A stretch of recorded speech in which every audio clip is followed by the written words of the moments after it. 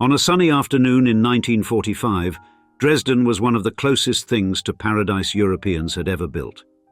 By dawn, it was the nearest approximation of hell. Indeed, the Florence of the Elbe, where Augustus the Strong had woven art, science and architecture into an environment of unprecedented brilliance, vanished in a firestorm that turned streets into rivers of fire and melted centuries of civilization into slag. Yet from this apocalypse emerged one of mankind's most ambitious acts of cultural resurrection.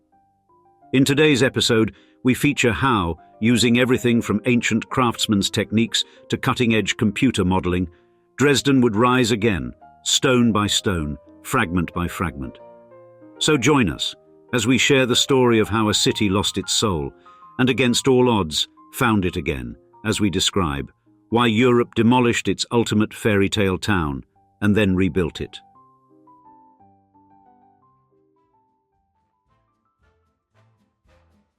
Dresden, the capital of Saxony, emerged as one of Europe's most magnificent cultural centers during the 18th century, earning its reputation as the Florence of the Elbe through a remarkable fusion of art, architecture, and intellectual achievement. And the city's transformation began under Augustus the Strong and his son Augustus III, Saxon electors and Polish kings who envisioned Dresden as a northern rival to Renaissance Florence and Baroque Rome. Their patronage attracted Europe's finest architects, artists and craftsmen who would reshape the city's medieval core into a Baroque masterpiece. The city's architectural crown jewel, the Frauenkirche, completed in 1743 by architect George Baer, demonstrated unprecedented engineering prowess. Its 314-foot-high stone dome, weighing 12,000 tons, defied conventional building practices of the era. The structure's innovative design employed a double-shell dome system and a unique bell-shaped form that distributed weight more effectively than traditional Renaissance domes.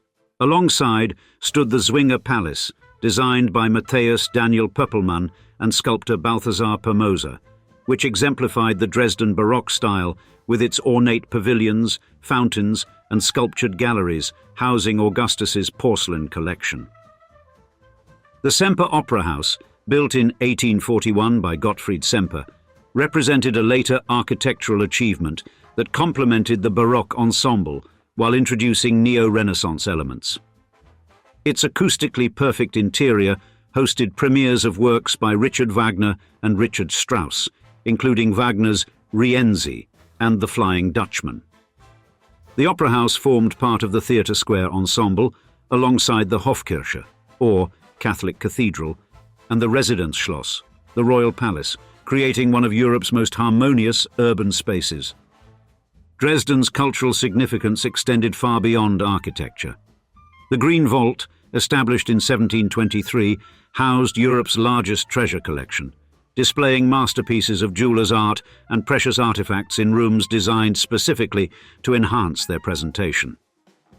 The Old Masters Picture Gallery, founded in 1560 and systematically expanded by Augustus III, contained world-renowned works including Raphael's Sistine Madonna and Giorgione's Sleeping Venus, acquired through sophisticated diplomatic networks and artistic agents throughout Europe. The city became a center of scientific and technological innovation. The Mathematics and Physics Salon, established in 1728, housed one of Europe's finest collections of scientific instruments and mechanical wonders. Dresden's porcelain manufacture, founded in Meissen in 1710, revolutionized European decorative arts by successfully producing the first European hard-paste porcelain, breaking China's monopoly on this prestigious material. By 1939, Dresden's cultural landscape represented centuries of careful curation and development. The Royal Library contained over 500,000 volumes, including priceless illuminated manuscripts. The armory showcased one of Europe's finest collections of ceremonial weapons and armor. The city's museums housed over 2,000 paintings by old masters, while its musical institutions preserved original scores by Bach, Mozart, and other composers who had performed in Dresden's churches and concert halls. This concentration of cultural achievements made Dresden unique among European cities. Unlike Paris or London, which had evolved through centuries of organic growth, Dresden's cultural landscape was largely the product of conscious planning and patronage, resulting in an unusually harmonious urban ensemble that combined architectural grandeur with artistic and scientific excellence.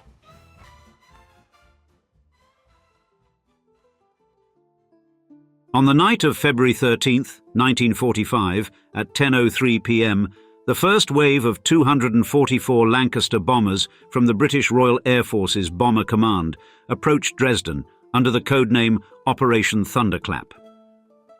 The city lay relatively undefended. Its anti-aircraft batteries had been moved east to counter Soviet advances, and only 8 flak guns remained operational. The initial bombing run lasted 24 minutes, with RAF Pathfinders dropping magnesium parachute flares, turning night into artificial day, followed by high-explosive bombs that shattered windows and roofs, creating optimal conditions for the incendiary devices that would follow. The architectural makeup of Dresden's historic centre inadvertently contributed to the devastating effects of the bombing.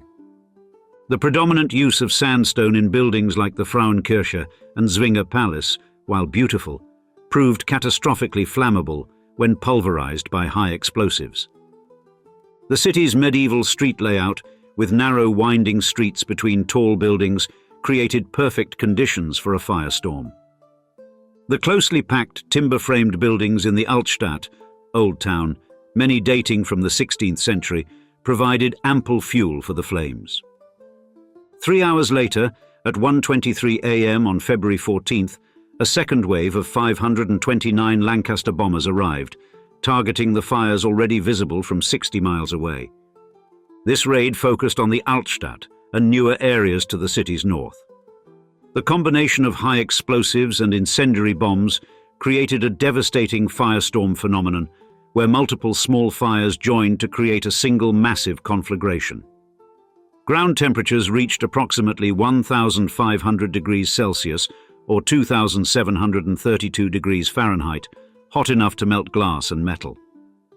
The intense heat created hurricane-force winds of up to 120 miles per hour that sucked oxygen from cellars and bomb shelters. The American bombing followed on February 14th and 15th, with 527 B-17 flying fortresses dropping 771 tons of bombs, targeting Dresden's railway yards and remaining industrial areas. The Americans employed daylight precision bombing techniques, though smoke from the ongoing fires severely hampered accuracy. The Johannstadt district and its hospitals suffered particularly heavy damage during these raids. The city's architectural losses were staggering. The Frauenkirche, with its 314-foot dome, initially survived the bombing but collapsed on February 15th due to structural damage and intense heat. The Zwinger Palace lost its galleries and pavilions, though its basic structure remained.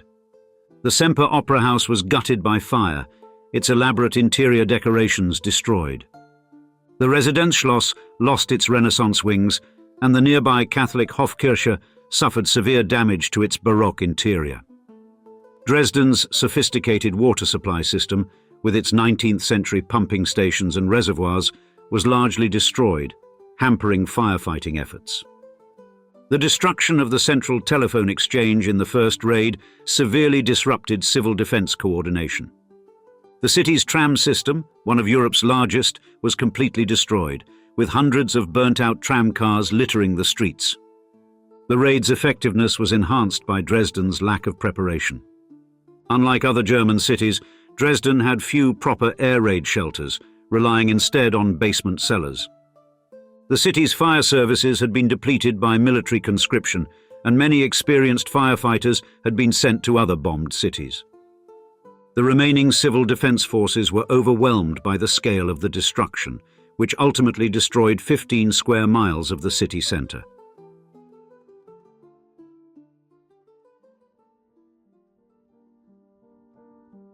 In the immediate aftermath of World War II, Dresden fell under Soviet military administration in July 1945. The Soviet authorities immediately established a municipal building office to address the monumental task of clearing approximately 12 million cubic meters of rubble. The first phase of reconstruction, from 1945 to 1949, focused primarily on emergency measures, clearing streets, restoring basic utilities, and creating temporary housing for the surviving population, which had dropped from 630,000 to approximately 450,000 inhabitants. The Soviet military administration in Germany implemented specific directives that would shape Dresden's reconstruction. In 1950, the newly established German Democratic Republic government adopted the 16 Principles of Urban Design, directly influenced by Stalinist urban planning theories. These principles emphasized wide boulevards, central squares for political gatherings, and standardized residential blocks. Dresden's first post-war General Development Plan, approved in 1967, reflected these ideologies, particularly in the design of Prager Strasse, which became the socialist city's main commercial axis. The most significant architectural transformation occurred through the implementation of industrialized building methods. The WBS 70 system, introduced in the late 1960s, used prefabricated concrete panels to create standardized apartment blocks. In Dresden's Gorbitz district, massive housing complexes were constructed using this system, providing homes for 100,000 residents in identical multi-story buildings. These Plattenbau developments, while solving the acute housing shortage, created a stark contrast to Dresden's historic Baroque character. Conservation efforts during this period were selective and ideologically driven. The Zwinger Palace, seen as representing courtly rather than religious power, received priority restoration between 1945 and 1963. The Semper Opera House underwent partial reconstruction from 1977 to 1985, though using simplified interior decorations. Meanwhile, the Frauenkirche ruins were left as a war memorial, with vegetation growing among its stones. The decision not to rebuild this Protestant church reflected both economic constraints and the GDR's atheistic ideology. Transportation infrastructure underwent significant modification to accommodate socialist urban planning principles. The historic tramway network, partially restored by 1950, was expanded to serve new industrial areas and housing developments. The Hauptbahnhof, or Central Station, severely damaged in the bombing, received a functionalist reconstruction that prioritized efficiency over its original neo-Renaissance architectural details. Industrial development took precedence over cultural restoration. The Michton industrial area expanded significantly, while new factories were established in previously residential districts. The VEB Robotron Electronics Complex, built in 1969 to 1971, exemplified the regime's priorities, occupying a prominent location in the city centre with its modernist architecture. The preservation of salvaged art collections presented particular challenges. The Greenwald treasures, evacuated before the bombing, remained in Soviet possession until 1958. When finally returned, they were displayed in the Albertinum Museum, as their original home in the Residenzschloss remained a ruins. Similarly, the Old Masters Gallery collection found temporary housing in the partially restored Zwinger, but under compromised conditions that didn't meet international museum standards.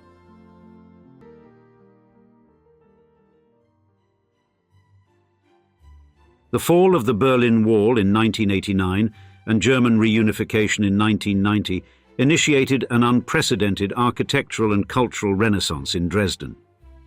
The newly unified German government, recognizing Dresden's immense historical significance, launched what would become one of Europe's most ambitious urban reconstruction projects. The centerpiece of this effort was the rebuilding of the Frauenkirche, which had remained a war memorial ruin for 45 years under Soviet administration. The reconstruction of the Frauenkirche, officially approved by Dresden's City Council in February 1992, employed groundbreaking technological and archaeological approaches. Of the church's original 250,000 stones, 8,500 were salvaged and precisely documented through photogrammetry and three-dimensional modeling. Computer-aided design software mapped the exact original location of each recovered stone, allowing them to be incorporated into the new structure as witnesses to the destruction. The darker, fire-damaged original stones were deliberately placed within the new sandy-colored masonry, creating a visible reflection of the building's history. The technical challenges were immense. The original 1726 to 1743 construction documents by architect George Baer had been preserved in the city archives, providing crucial details about the innovative double-dome structure. However, modern building codes required significant internal reinforcement while maintaining historical authenticity. The solution involved embedding a steel and concrete support structure within the reconstructed Baroque sandstone shell, enabling the dome to meet contemporary safety standards while preserving its original appearance. The project's funding structure proved innovative as well. The Call from Dresden initiative attracted international support, with significant contributions coming from unexpected sources. The Dresden Trust, founded by Dr. Alan Russell in Britain, symbolically united former adversaries in the restoration effort. The Trust's commission of the Golden Orb and Cross for the Dome's summit, created by London goldsmith Grant MacDonald, using three-dimensional scanning of the original plans, represented a powerful gesture of reconciliation. Beyond the Frauenkirche, Dresden's historic centre underwent comprehensive reconstruction. The Newmarket Square, historically the city's commercial and cultural heart, was rebuilt following intensive archaeological and architectural research. Each building was reconstructed using a combination of original elements and historically accurate materials. The controversial decision to reconstruct the square's Baroque facades while allowing modern interiors represented a compromise between historical authenticity and contemporary functionality. The Residenzschloss, Royal Palace restoration, exemplified the technical complexity of these projects. The palace's Renaissance core required extensive structural stabilization before the elaborate Baroque additions could be reconstructed. The Green Vault rooms, famous for their mirrored displays of royal treasures, were painstakingly recreated using traditional craftsmanship techniques. Modern climate control systems were ingeniously integrated into the historical structure to protect the restored collections. This massive reconstruction effort sparked intense debate among preservationists and architects. Questions of authenticity, historical accuracy, and the appropriate balance between reconstruction and modern development dominated professional discourse. The Dresden School of Reconstruction emerged, emphasizing the integration of archaeological evidence, historical documentation, and contemporary building techniques while maintaining visual continuity with the pre-war city.